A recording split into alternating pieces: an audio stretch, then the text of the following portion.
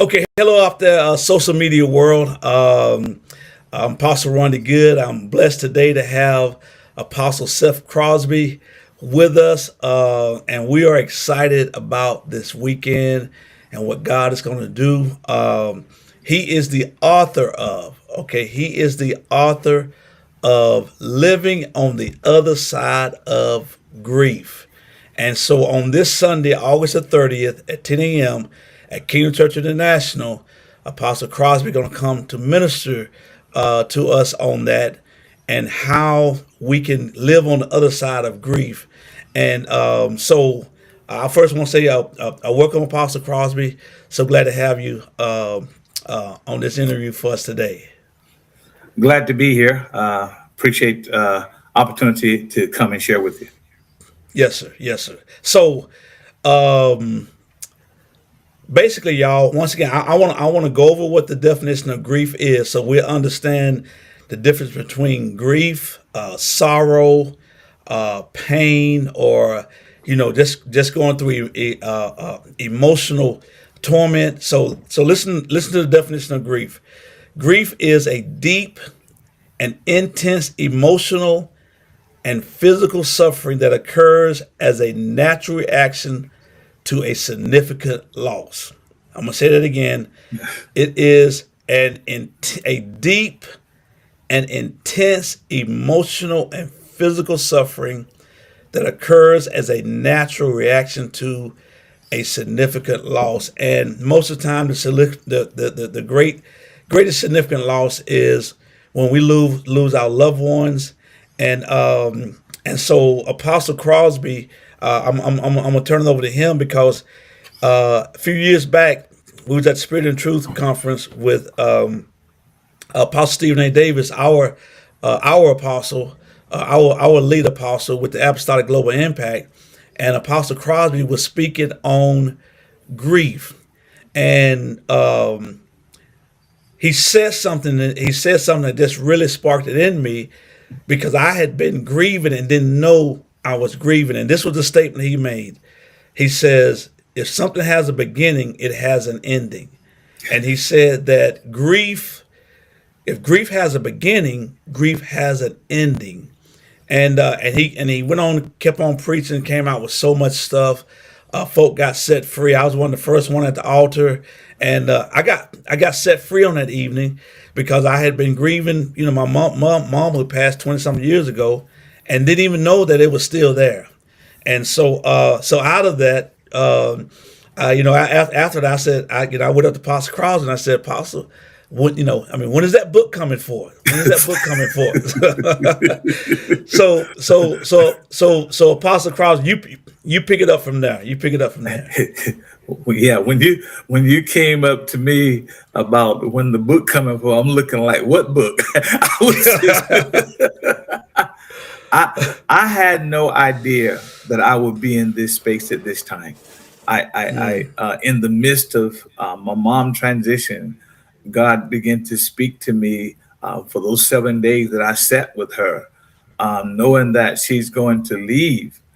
Um, and so there was two sides to that. There was a part I was dealing with, knowing that she was going to leave, but yet as long as Mm, she was here, I still held on to what I had. But yes, so sir. you then there's a part after she transitioned. There's another phase because now you Mm, know she's gone, and right. and God spoke to me about grief. I'm like, no, I don't want to talk to nobody about nothing, not in that space. Yes, sir. Um, Yes, sir. and so He began to minister to me and begin to show me my life. And that's the part Mm, becomes very challenging because at a young age, I began to lose all my siblings. My brother, my sister died after 2 weeks after she was born. My mm. uh, oldest brother drowned at 17. The one next to me had a massive heart attack at 25. And Wow. so I'm living in a space just crazy. And my father was an alcoholic. And so just the thing that we experienced, I was mad at them. I felt they left me with this. But I Mm, still didn't understand the pain that I was carrying, even though I was acting out every day. So no one talked to us Yes, about sir. grief. That we didn't have a grief Yes, sir. counselor come in and speak to me and my mom. We lived through it, and all through my life, it took me, man, some crazy places. Thanks be to God, I'm here today. Yes, sir.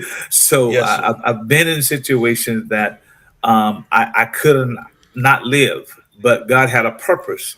We're here today because of that purpose, but it wasn't what I thought I'd ever be doing. I didn't see it as something to do until He began to reveal to me and show me there are others just like you. And so Mm. I began to understand there's something, and I didn't know. I just was doing crazy stuff, but Yes, didn't sir. know I was hurting. And then God began to process. Once He showed me, I'm like, well, there's a lot of people like me that don't even know it. And because Yes, we sir. think grief deals with only loved ones, not Right. jobs. I play Right. sports. When you don't make it, there are many people right now that are grieving Mm. that thought they would make it to the NFL. Everybody told them how good they were. They got hurt and they're Right. devastated, or didn't Right. make it. Right. Didn't get hurt, just got Right. cut. Yeah. Yeah. Yeah. Yeah. Yeah. Yeah. Well, you had myself and Sister Yvette on a few weeks back, and one of the things that Apostle Crosby and I go a long ways back, all the way back to the Father's house under Bishop Eddie Long, our spiritual father, and that was one apostle that when he passed, I was grieving over that for a long time. I mean, a long time, and didn't know that. I didn't know. Can you still hear me? Yeah, I can hear you. Okay, yeah, my Bluetooth trying to act up. So yeah, and I didn't know that I was still grieving over it even until that day we talked about it.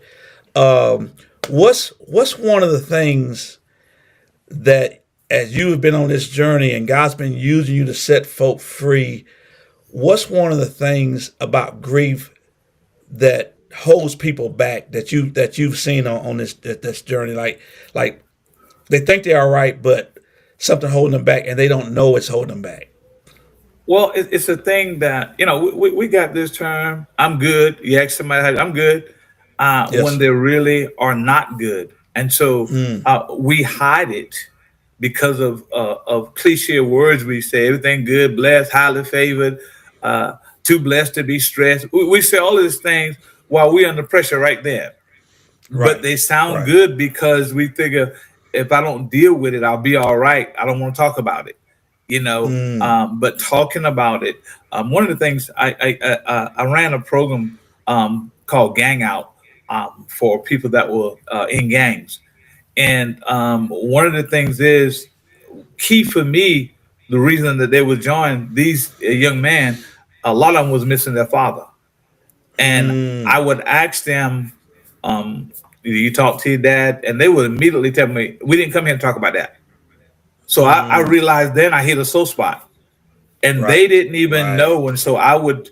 One of the things that God showed me that I shared with the mother that the father, if it's possible, need to be involved in their life. And they're like, I don't want to deal with him, and all kind of negative stuff. I said, look here, you said you want help for your child.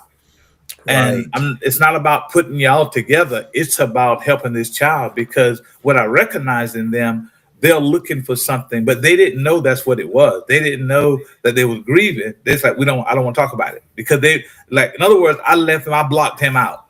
So you can block it out Right. all you want to, but it goes nowhere Right. until you Right. deal with it because then it affects you in Right. so many other ways, your relationships, how you treat people, how you act. And so I've found out, and people are like, well, I never thought about that. Matter of fact, I was in Atlanta and I shared a couple of years ago, and I talked about losing a job that you had been working for so hard, or you studied for to get the job, whatever the case may be. It was your Yeah. prized job, and I Yeah. said, and you don't have it. I said, you don't realize you can be grieving that. And you say you're looking for another job, but you think you will get that job back. So a gentleman came up to Mm. me afterwards. He said, I thank you. He said, my wife's been telling me, but I knew these people were going to call me back. I mean, I knew they needed me. And Right. he was still looking. His wife had just told him that week before, you're going to have to find another job. They're not calling you Wow. back. And so at that day, he was free. He said, now I understand what was happening. I was grieving it, and he was expecting it, but he was hurting his family by Right. expecting something to happen because he was grieving it. He couldn't see himself working Right. nowhere else. He always Right. saw Right. himself working at that place. And so I've seen Right. that a whole lot because we related just to people, loved ones, not to everything. Some people today Yes. expect it to be a certain place. They don't go to their class reunions because they're grieving, and they don't even realize it. Right. They don't go to because Right. their life now is not what people thought it would be. So they don't go. I don't go to class reunion, but it's because Yeah. they're grieving because they expect it to be a certain place in life, and so they don't want to show up for somebody. What you doing now? Right. Right. Yeah. So that's what I found out. Just so many facets to this thing. It's crazy. Right. Right. And one thing, a couple. It's like you said right there. Two things you said is that, like, if it's a loss of a job, you got the hope of coming back, or a marriage goes divorce. It's like, I know a young man right now. He's stuck because the marriage is over, and he really wants it back. But the bottom line is, it's now all things are possible. You know what I'm saying? What I'm Yes, saying, I but understand. yeah, but the thing about it is it comes a point where he's either going to have to accept that, because people think if I get that wife back or that husband back, it's going to take care of the pain, and but not realizing the pain was caused because of what was going on with the marriage and everything. And so, and then the other thing you said, is when we're grieving a loved one that's gone,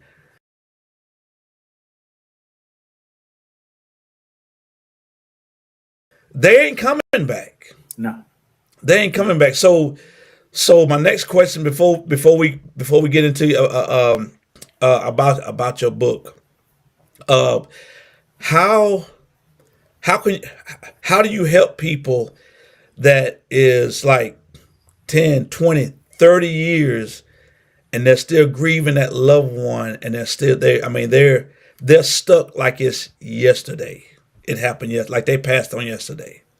Well, first thing, people think if I begin to do the things I want to do, I dishonor that person. That's the first mistake. Oh, that's so good. Many people who Wow. lose on, well, I can't do this anymore. I'm gonna dishonor them. If I Yeah. take a trip, if I take a vacation, I'm not respecting them anymore. And Man, that's good. these are lies that the enemy feeds us. So now we live a defeated life because really honoring them is really living after their Yes. transition. Oh my goodness. They Oh would my want you to goodness. live. And see, you don't forget them because Right. living on the other side of grief um, doesn't mean that you don't still miss them, don't still love them, but it means grief no longer controls your life, That's that good. you are in control in your life. And we That's think that good. we're dishonoring what would they think if I do this? And like but that's not abundant life. and, Right. and and Right. God, He carried grief to the cross so that we would be able. Right. He bared it so that we could get through it. So it doesn't mean that you still love them. You'll have memories of the times y'all had together. That will always be. So you would cherish that, and Yeah. actually, it should motivate you to have life because that's what they would want you to have life to live. And so Right. it's really challenging, but people miss it. You said something about a spouse, somebody grieving someone, want to get back together. And here's the thing is, do you know, and I'm working on something right now. Do you know our schools are suffering? These kids are going through, we're punishing them for what's wrong with them, and we don't know. Because the thing is, we're dealing with them from the fruit that they're producing, but not from the root Right. of where it's coming from. And so Wow. if a shooting happened at a school, guess what we do? The first thing they say, there will be grief counselors on campus to help you deal with it. But what about Yeah. when I show up on Monday, my dad and mom just had a divorce, and I show up on Monday? You don't have nobody there to talk to me, but I Right. start acting out. And when you start Right. acting out, I get punished for the Right. pain because of fruit that I'm producing you don't like because it's not good fruit. But Yeah. until we deal Yeah. with that root, I'll keep producing that kind of fruit. Yeah. Yeah. Well, that's I'm telling you, Apostle. That's great. That wisdom is so great and needed that folk don't understand. You actually dishonor them by staying in depression and deep sorrow and not living. You said you honor them by living the life. By and once again, and like you said, it's so important that